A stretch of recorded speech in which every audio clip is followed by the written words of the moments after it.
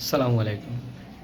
এক রাতে খেলা দেখিয়ে দিছে বসুন্ধরা কিংস। অর্থাৎ ট্রান্সফার মার্কেটের যেই আমরা একটা বাংলাদেশের ক্লাবগুলোর একটা দৌড়াদৌড়ি দেখতেছিলাম, কে কত ভালো প্লেয়ার কিনতে পারে এবং সেই যে প্রতিযোগিতা, সেই প্রতিযোগিতা বসুন্ধরা কিংস অত হাইলাইটেড অবস্থায় ছিল না। কিন্তু তারা গতকালকে রাত্রে যা করছে এবং এই গতকাল রাত্রের এই যে তাদের পারফরম্যান্স প্রতিযোগিতার, এই পারফরম্যান্সে মানে পুরো ট্রান্সফার মার্কেটের সব হিসাব নিকাশ বদলে দিছে বসুন্ধরা কিংস। এবং আমরা যদি আপনাদেরকে বসুন্ধরা কিংসের মানে এখন পর্যন্ত কী কী ট্রান্সফার, কী কী প্লেয়ার তারা আনছে এবং সেটা নিয়ে কথা বলে আপনাদের চোখ হয়তো বা উল্টে যাবে। এবং তাদের এই যে ট্রান্সফার আছে, ট্রান্সফার মানে দলবদলের যেই নামগুলা তারা নতুন করে অ্যাড করছে, সেগুলা দেখলেই মনে হবে যে বসুন্ধরা কিংস হয়তোবা অনেক বড় একটা পরিকল্পনা নিয়ে আগাইতেছে।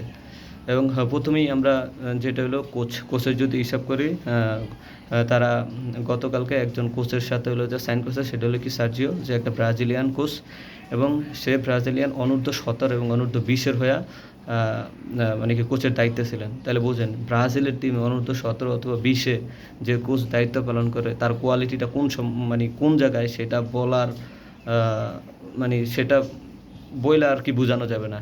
এবং সেরকম একজন কোচকে আনছে এবং সে শুধু তাদেরকে নিয়ে কোচও করে না এবং অনূর্ধ্ব-17 হয়ে দক্ষিণ আমেরিকার যে টুর্নামেন্ট আছে ওই টুর্নামেন্টে সে চ্যাম্পিয়ন হয়েছে। তাহলে সুতরাং তার সাফল্য আছে। এবং এছাড়া যদি ক্লাব ফুটবলের কথা চিন্তা করেন, সে অনেকগুলো ক্লাবের হয়ে গেছে, কুয়েত, কাতার, তারপরে হলো মিশর, থাইল্যান্ড, সৌদি আরব, এছাড়া দক্ষিণ কোরিয়ারও ক্লাবের হয়ে সে দায়িত্ব পালন করছে। এবং সে মূল এবং এই ক্লাবের দায়িত্ব হয়ে সে সর্বপ্রথম যে সফলতাটা পায় সেটা হলো দক্ষিণ কোরিয়ার ক্লাবের হয়ে, অর্থাৎ ক্লাব পোহাংয়ের হয়ে সে যখন দায়িত্ব গ্রহণ করে তখন সে সফলতা লাভ করে। এবং সেই জায়গায় সে দক্ষিণ কোরিয়ার যে ফার্স্ট ইয়ারের অর্থাৎ যে কয়টা আর কি লিগ হইতো সবগুলো লিগই সে জিতছে। এবং আমাদের এই যে এশিয়ার যে চ্যাম্পিয়ন্স লিগ, সেই এশিয়ার চ্যাম্পিয়ন্স লিগও সে চ্যাম্পিয়ন হয়েছে, অর্থাৎ এএফসি চ্যাম্পিয়ন্স লিগে সে চ্যাম্পিয়ন হয়েছে। সুতরাং সে যখন অর্থাৎ জাতীয় দলের ক্ষেত্রেও সে সফল এবং আমরা দেখছি ক্লাবের ক্ষেত্রেও সে সফল। এরকম একজন কোচকে বসুন্ধরা কিংস আনছে। এবং তার পরবর্তীতে যেসব নাম, তার কালকে রাত্রে আমরা আবার শুনছি কিউবা মিশেল খেলতেছে, অর্থাৎ এবং আপনারা বুঝেন তার কোয়ালিটি সম্পূর্ণ। সুতরাং কিউবা মিশেলও আসতেছে, খুব ভালো একটা প্লেয়ার। কিউবা মিশেলরা অ্যাড হয়েছে এবং এছাড়া মাঝে মাঝে কিছু প্লেয়ার অ্যাড করছে, হয়তো অত হাইলাইটেড হয় নাই, বাট ভালো ভালো কিছু প্লেয়ার অ্যাড করছে। যদি বাংলাদেশি চিন্তা করেন, বাংলাদেশ হিসেবে দুইজন প্লেয়ার আছে, একটা হচ্ছে ঢাকা আবাহনী থেকে সারিয়া রহমান ইমন রে আনছে, আর একটা হলো যে এবং ঢাকা আবাহনীর আরেকজন ফুটবলার সিডিএম পজিশন প্লেয়ার হৃদয় রে আনছে। হৃদয় রে আনা নিয়ে কথা বলতেছে, তারপরে মনে হয় নিয়ে আসবে, কারণ তাদের সিডিএম নিয়ে একটু সমস্যা আছে, হয়তো সেটা দূর করার জন্যই আনবে। এই এই এছাড়া বিদেশি প্লেয়ারের ক্ষেত্রে যেমন মোহামেডান থেকে টনি এবং ইমানুয়েল টনি রানস এবং ইমানুয়েল সান্ডে, এবং ঢাকা আবাহনীকে তাদের ঘরের প্লেয়ার আগস্টরে আবার নিয়ে আসছে। এবং আপনি যদি চিন্তা করেন মানে চুপে চুপে তারা খুব ভালো কিছু প্লেয়ার নিয়ে আসছে। যেমন এই 24-25 সিজনে আবাহনী এবং মোহামেডান ভালো খেলছে এবং তাদের যে ভালো ভালো প্লেয়ারগুলো ছিল সেগুলোই তারা অ্যাড করছে, বিদেশি প্লেয়ার এবং দেশি প্লেয়ার। এছাড়া ভালো কোচ অ্যাড করছে এবং করছে, মানে সব মিলিয়ে তাদের টিমটা আসলেই মানে অস্থির একটা টিম হয়ে যাইতেছে। এবং তাদের টিমের যদি আমি পজিশন ওয়াইজ প্লেয়ার বলি, যেমন গোলকিপার হিসেবে জিকো আছে, শ্রাবণ আছে, তারপরে সেন্টার ডিফেন্ডার হিসাবে আপনার তারেক কাজী আছে, তফু আছে এবং টনিকে নিছে।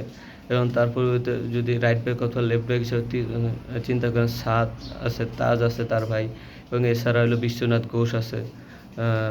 এছাড়া হলো যদি সেন্টার মিডফিল্ডার হিসেবে সিডিএম পজিশনে চিন্তা করলে হৃদয় আছে। এবং আর সেন্টার মিডফিল্ডার যদি পজিশনে চিন্তা করেন, ওই জায়গায় সিনিয়র জহিল রানা আছে, তারপরে জুনিয়র জহিল রানা আছে, জনি আছে।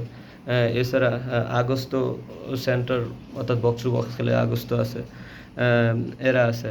আর যদি ফরওয়ার্ড বা উপরে চিন্তা করেন, সেই জায়গায় সানডে আছে, ইমানুয়েল সানডে আছে, তারপরে কিউবা মিশেল অ্যাটাকিং মিডফিল্ডার হিসেবে থাকবে। হ্যাঁ, তারপরে ভালো কথা, আরেকটা নাম তো ভুলেই গেছি, ডোরিয়েলটন, অর্থাৎ ডোরিয়েলটন ইজ ব্যাক। ডোরিয়েলটন আবার ব্যাক করতেছে এবং তাদের নাম্বার 9 পজিশনে যে সমস্যা সেটা আবার দূর হইতেছে, ডোরিয়েলটন আসতেছে।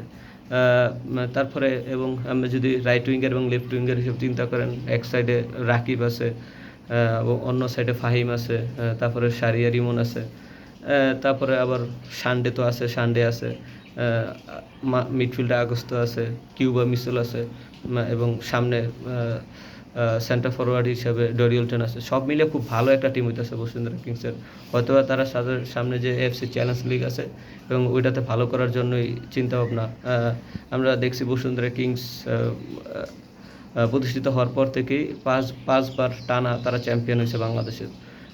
তারপরে তাদের চিন্তা আসছে যে না, তারা শুধু বাংলাদেশের গণ্ডিতেই সাফল্য লাভ করবে না, তারা আরও উপরে সাফল্য, মানে অর্থাৎ বাহিরে, অর্থাৎ যে চ্যাম্পিয়ন্স লিগ আছে ওই দিকে হয়তোবা নিজেদেরকে মানে সাফল্যের দিক থেকে ওই দিকে আর কি চিন্তা করতেছে।